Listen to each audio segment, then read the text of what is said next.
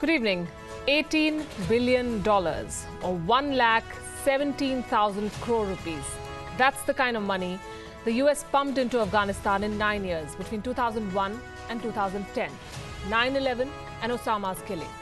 The aid continues, both military and economic, despite ample proof that Pakistan sheltered the mastermind of 9/11, Osama bin Laden. And now it turns out that the ISI is harboring Osama's colleague, mentor, some say, and current Al-Qaida Chief Ayman al-Zawahri. A top Pakistani official has been quoted as saying that he is most probably in Karachi. So is the Al-Qaeda's next in command Osama's son Hamza bin Laden? On Gravitas tonight, we ask why the world continues to be a mute spectator in the face of piling evidence against a state sponsor of terror, that's Pakistan. I'm Palki Sharma Upadhyay. The headlines first.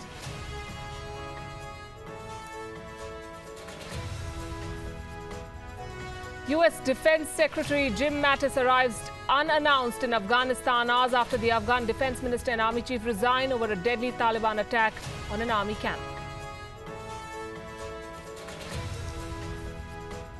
Beijing needles Delhi again. State-run media says India should focus more on economic development rather than building aircraft carriers to contain China in the Indian Ocean.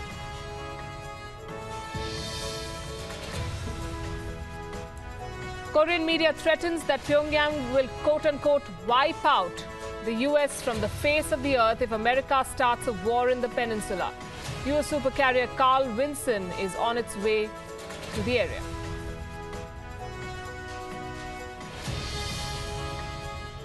Not making eye contact and not speaking directly to people amounts to racial microaggression, says a new guideline in the Oxford University as it tries to tackle everyday racism.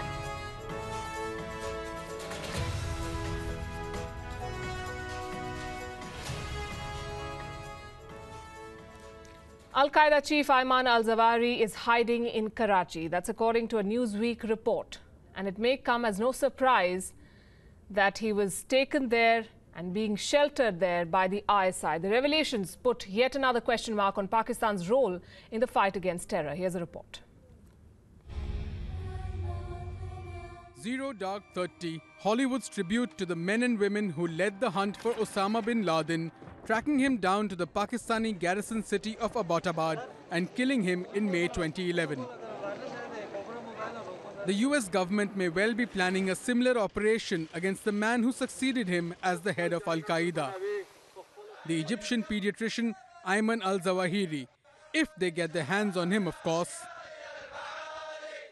A Newsweek report quoting authoritative sources placed him in Karachi, where he was taken by the ISI and remains under their protection.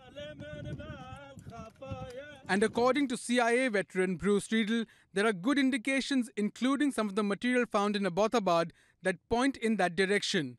This would be a logical place to hide him, where he would feel comfortable that the Americans can't come and get him. If Zawahiri is in Karachi, it is clear he's made a long and probably difficult journey. In December 2002, he was reported to have transited Chittagong in Bangladesh with the backing of the then government of Khaleda Zia. In 2005, various reports placed him in Pakistan's tribal territories in the northwest, and periodic videos showed him in the company of bin Laden. In January last year, Zawahiri is said to have survived a US drone strike in Pakistan's remote Sahawal Valley.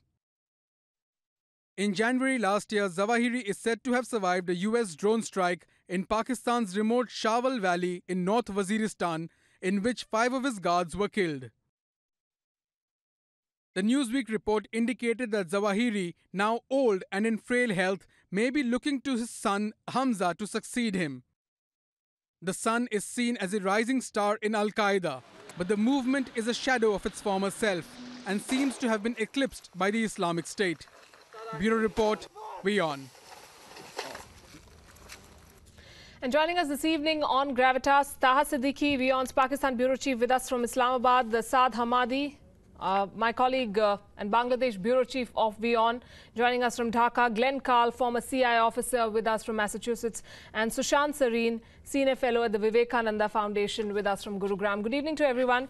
Taha, let me begin with you. Any reactions in the Pakistani establishment on this report? Well, officially, we haven't really heard any responses from the military, which usually does respond to such allegations and has responded in the past. Unofficially, I spoke to some of my military contacts with regards to this report, and they refuted it as international propaganda and saying that we have been fighting the Al-Qaeda for the longest time, and since 9/11 we've been serious about fighting the Al-Qaeda, and so because of that, this report is completely baseless, and it's just a tactic for the Americans to pressurize Pakistan and to ask us to do more, even though we've been doing a lot, and the same sort of rhetoric that we keep hearing about Pakistan's sacrifices in war on terror. So unofficially, that's the version, but officially there has been no response as yet. Glenn Carl, is this just a pressure tactic? What do you make of this report? Oh, no, it's not just a pressure tactic. I know the journalists who did it, and I suspect I might know some of the people where the information comes from. And I know the analysts who are asked to comment in the article. And this is a sound report. The comments coming from our colleague in Pakistan from the Pakistani military are to be expected. They're reading the assigned lines that they have, really. And we, the United States, the CIA, and others have known for many years that the Pakistanis, ISI, has at times worked with different terrorist groups. This is what they do. At the same time, it is true that sometimes they cooperate in areas with the United States, CIA, and counter-terrorist operations when they think it also serves their purposes.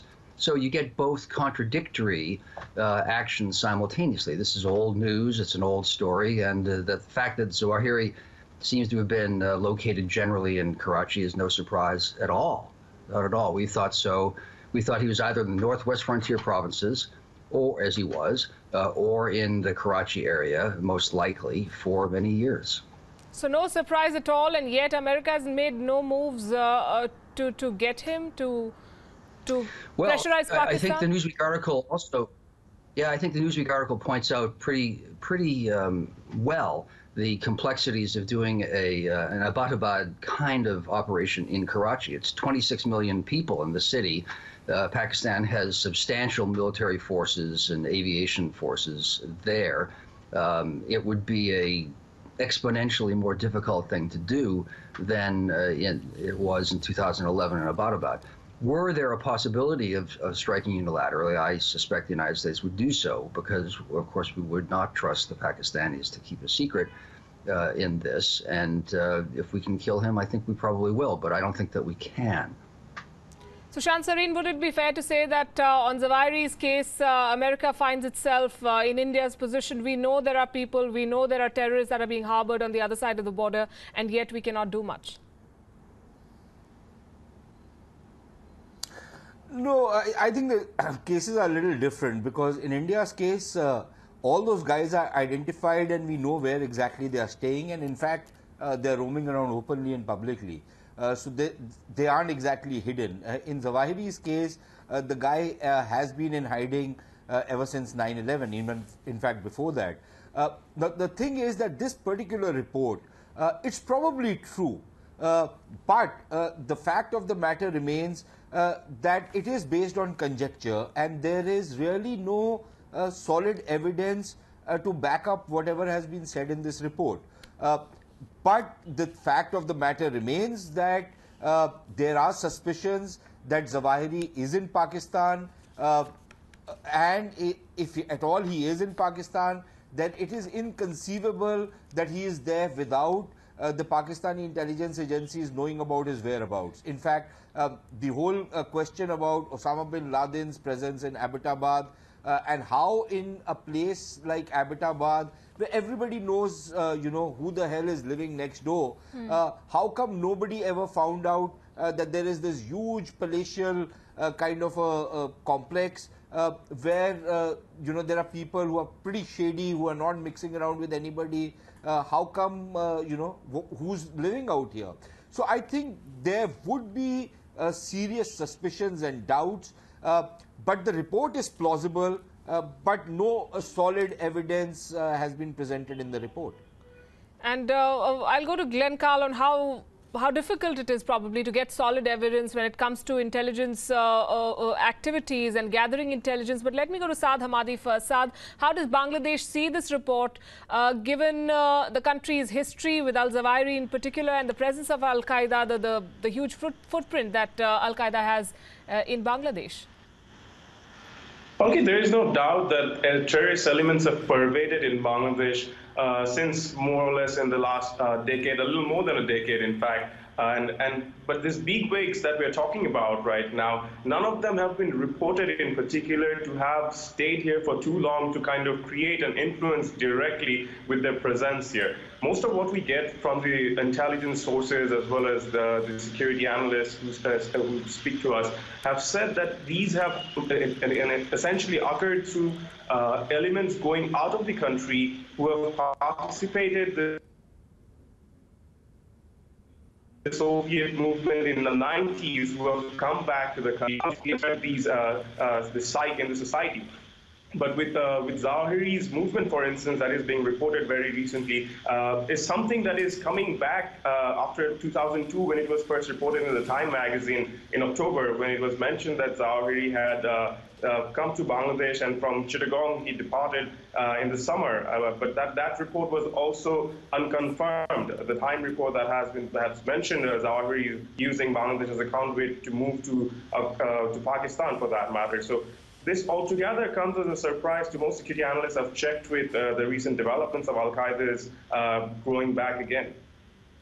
Right, Saad, and then in Bangladesh's context specifically, has al-Qaeda given way or defected en masse to ISIS? Not essentially. The elements that have worked until very recently, most of them have had an affiliation with Al-Qaeda. For instance, the Jamaat al-Mujahideen Bangladesh or the Jamaat al-Muslim Janata, the terrorist outfits that have the government essentially mentions as homegrown terrorist elements, most of them have had some sort of links with Al-Qaeda in the past, Al-Qaeda in the subcontinent. We've also recently seen this outfit called Ansar Bangla Team, which has worked in affiliation with the Al-Qaeda in the Indian subcontinent. So these names have only changed and evolved in course of time, but essentially there have been elements that have either been inspired or have some connections with Al-Qaeda in some form. But the IS, on the other hand, have spread out in a different nature altogether, where the youths that we have found recently involved in the terror attacks, even in the country, in Bangladesh, have come from different backgrounds. That, so to speak, they've come from the upper echelons of the society, which is quite alarming and warning for the country as a whole. Right, Saad. Thanks very much for joining us. Taha, this report also mentions Osama's son as a quote-unquote rising star. What do we know about Hamza? Can you repeat the question, please? I could not hear you. Yes, the Newsweek report also talks about the ISI sheltering Osama's 26-year-old son Hamza.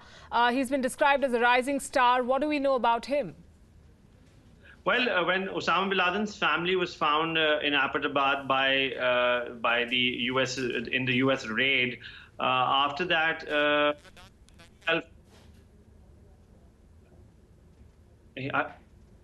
can you hear me? Yes, yes, please go ahead. Yeah, so basically at that time, when the family was found in Abbottabad, along with Osama bin Laden, who was killed on spot, his family was taken in custody. We do know that his wives who were living with him and some of his children were taken in custody. So it is possible that at that time this particular son Hamza was also present over there, but was taken in custody. But later on, when we tried to investigate and tried to find out more about the family, the access to the family was restricted, and the wife was flown back to Saudi Arabia on a special chartered plane, and the rest of the family just disappeared from the scene. So it is very likely that Osama's next of kin were present in that particular house, as has been reported, and then later on Some of them, the sons, for example, were kept behind while the wives were sent away to Saudi Arabia. And given all of that kind of context and background, it is possible that the son would probably be still in Pakistan. And as this report mentions, Ayman al-Zawahri might be grooming him to take over the leadership of Al-Qaeda. Sushant, Sareen, what I fail to understand is that if Newsweek can gather so much information by talking to officials and say that they're most probably in Karachi, presumably the American establishment and intelligence agencies know more. And I understand they cannot bomb Karachi or carry out an Abbottabad-like operation, but they can surely expose Pakistan's double-speak, cut aid, to say the least. See, number one, like I'll repeat myself, the report is based on conjecture. Karachi is a possible place, but it could be any other big city of Pakistan where, you know, somebody like Ayman al-Zawahri could be put in some place where, you know, there are no prying eyes or nobody is inquiring as to who's living next door, kind of a deal. So that's possible. The point is that the journalist, while he has quoted some of his sources, there would be some amount of information which would have been given to him by the US intelligence agencies or some of his sources in the intelligence agencies. So obviously the Americans are narrowing down on al-Zawahri, which is why this report has suddenly appeared. It's not appeared in one of the main American media outlets, but Newsweek is a relatively small player in the American media market. Nevertheless, the fact that this report appears suggests that something is happening behind the scenes. But I don't think unless the idea of the US intelligence is to actually go hammer and tongs at Pakistan and expose them, in which case, you know, they would probably use a vehicle like the Washington Post or New York Times or one of the big papers.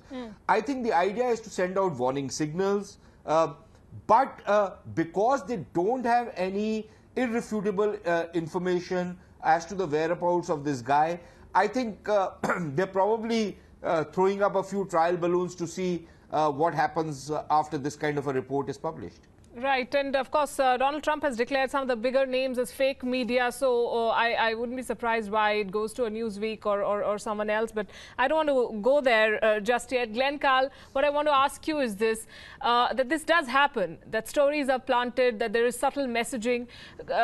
Could this be that as well after the very tough posturing that we've seen from the Trump administration? This might be a way of them telling Pakistan that, look, we know what is going on, we know that you've sheltered him, and you better act now. Yeah, I think we're going astray here with this line of thought. I don't agree, actually. Newsweek is quite reputable. It's no longer as influential as 25 years ago, but prior to the advent of online media. But it remains highly credible. And I do know the sources, the journalists and some of the sources. The surmise that it was planted, I don't think is necessary in this case. For many years, even before I was involved, and since I have no longer been involved with terrorism issues at all, Pakistan has been a problem. And we have directly, at the level of intelligence officers and agencies, relations with the Pakistanis, our State Department, our diplomats, and the executive branch, the White House, directly at multiple levels, repeatedly and regularly cajoled, criticized, pressured the Pakistanis to stop playing a double game. And we have called them on this. There's no question that Pakistan's ISI has colluded and continues to collude with terrorist organizations. We know this. The problem is that Pakistan also does things that we need and cannot achieve, we, the United States, without working with Pakistan. So we are in a dilemma that to cut off one element or pressure on one element harms what we believe are American interests in the other. That said, here Trump is revising or revisiting the issue and seemingly willing to turn pressure up, as the Obama administration was doing prior to that, and as Bush prior to Obama had done sometimes. But I don't think we need to look for planting a story in the American media to send a message. We make the message directly to them. Okay, Michael Kugelman, Senior Associate for South Asia in the Woodrow Wilson Center, also joining us. Hello, Michael. What do you make of this report, and how do you think it is going to impact the US-Pakistan relationship that has been tenuous?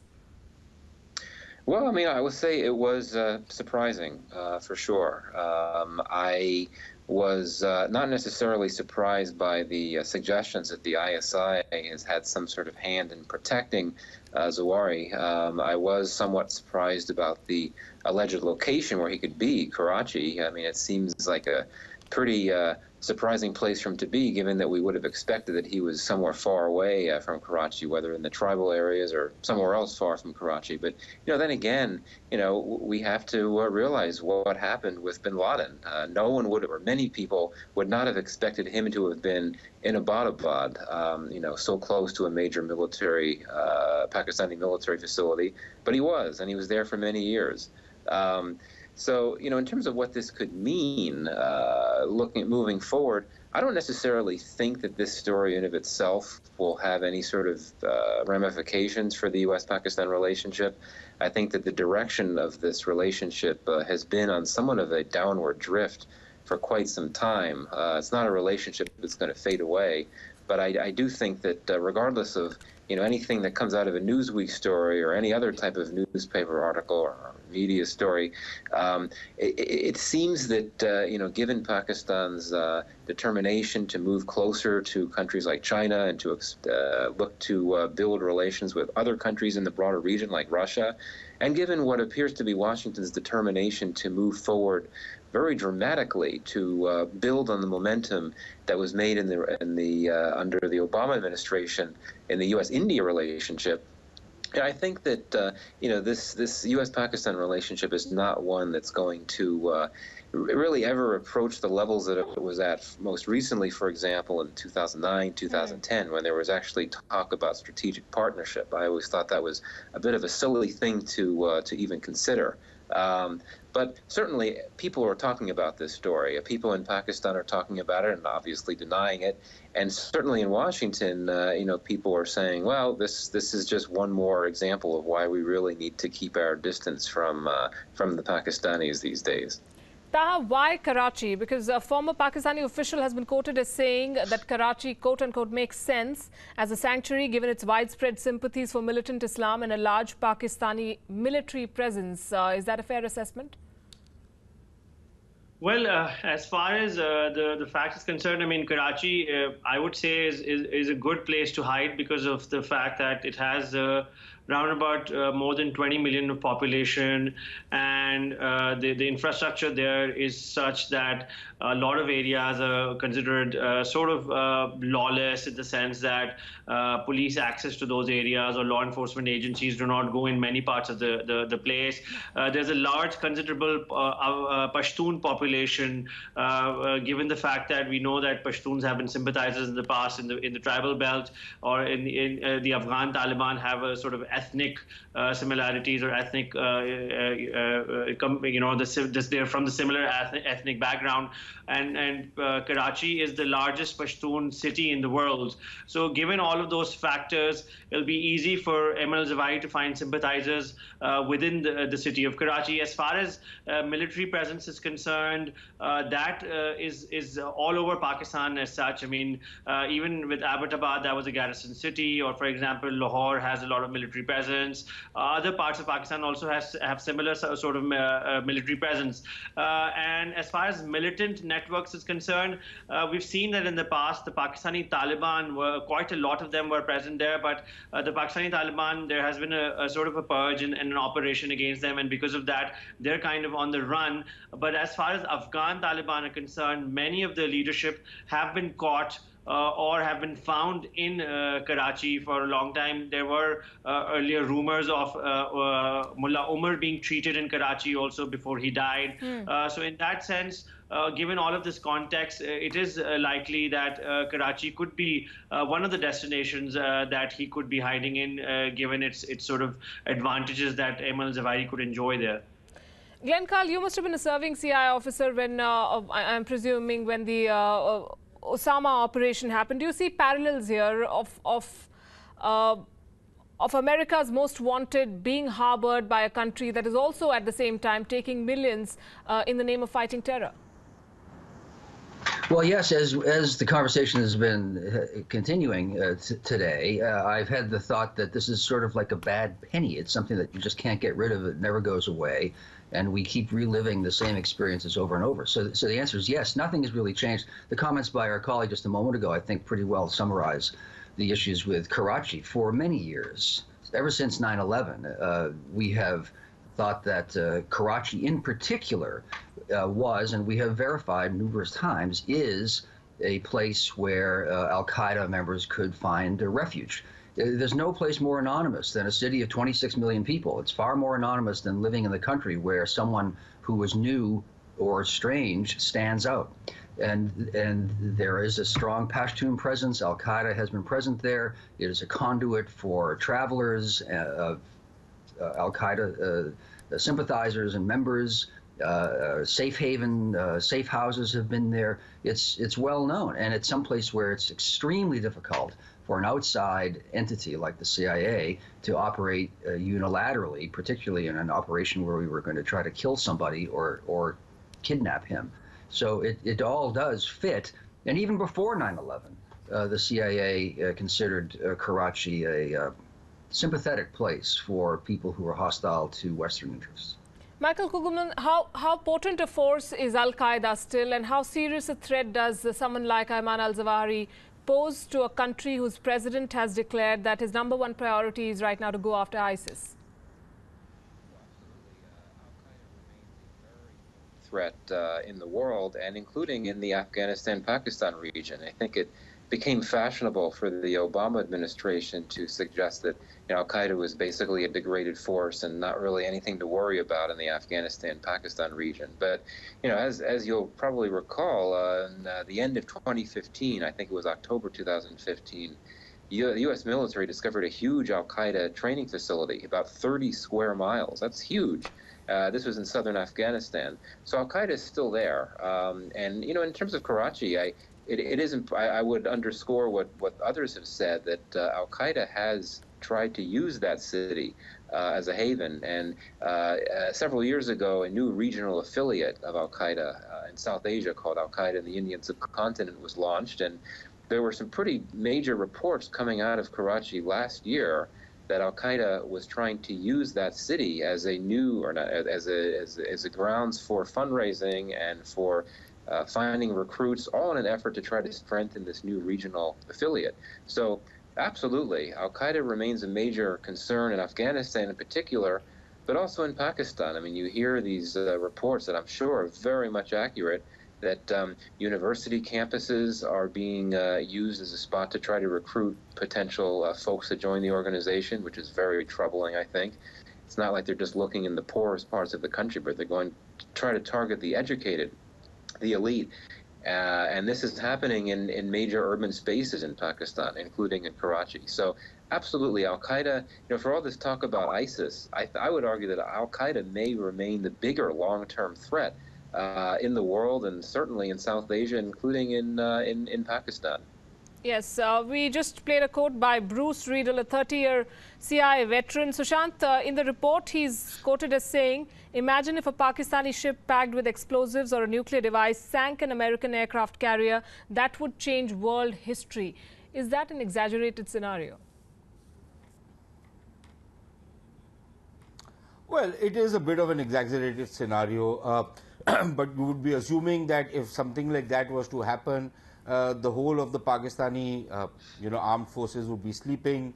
A ship would have been taken about and gone and rammed into an American ship. It's a little, it's more like a Hollywood plot, really. Although there was an attempt of sorts, I think last year or the year before last, when elements believed to be part of the Al-Qaeda tried to, capture a commandeer a ship in the Pakistani naval docks. But that kind of was snuffed out pretty fast. But see, I think we also have to understand that we must remember that, there were rumors that Mullah Omar had actually died in a Karachi hospital. We also know it for a fact that the number 2 of the Taliban, which is Mullah Baradar, was also arrested or taken into custody by the Pakistanis in Karachi. We know it also that the Taliban spokesman Zabiullah Mujahid had once been virtually caught with his pants down when he was tweeting, and he probably left the geolocation on his phone on, and it said that he was calling from Sindh, Pakistan. So we know that there is this presence in Karachi and in some parts of Sindh as well. We also have very contradictory statements coming from the Pakistani and National Security Advisor, who at one level says that, look, the Afghan Taliban aren't our friends because we've been targeting the Pakistani Taliban, and why would the Pakistani Taliban attack us because they're part of the same amalgam, which is the Taliban. At the same time, we haven't seen any action, worthwhile action, against the Taliban leadership by the Pakistanis.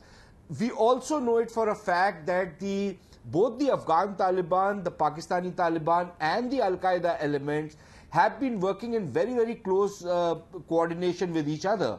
In fact, they've been assisting each other, they've been helping each other out. All sorts of links have been already uncovered.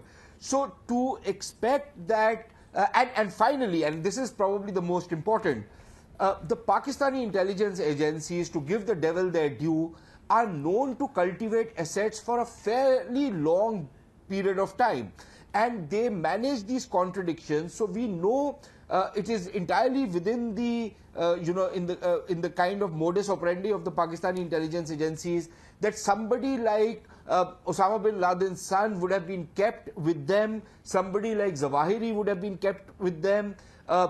They would probably give them a little bit of a rope to do what they are doing, but also keep a very, very close watch on them, virtually have them in their custody, because you never know in this game when you might need to use them against somebody else. So I think those kind of cards the Pakistani intelligence has always kept up its sleeve. We've seen it with the Sikh terrorists, we've seen it with some of the Kashmiri terrorist groups, we've seen it with a whole lot of other terrorists, terrorists who operate against India, and how the Pakistanis have kept them in safe custody. So to think that they would be gunning for somebody like Zawahiri or for Osama's son, I think that is stretching things a little too much. I think the Pakistani modus operandi is to keep them, in safe custody and use them when the opportunity presents itself. Right. So why should America keep giving aid to Pakistan is the question I started with, and is the question I might end with as well. As we know that the US is probably aware of his presence because it did go after Zawahiri. The Obama administration did last January with a drone attack, almost got him. But the latest report, of course, saying that he might be hiding in Karachi. I'm going to thank you all, Taha Siddiqui, Glenn Carl, Sushant Sareen. Thank you very much. Michael Kugelman, I'll request you to stay with us. We're taking a break here on Gravitas. When we come back, the question, are Indian IT firms cheating to get H-1B visas?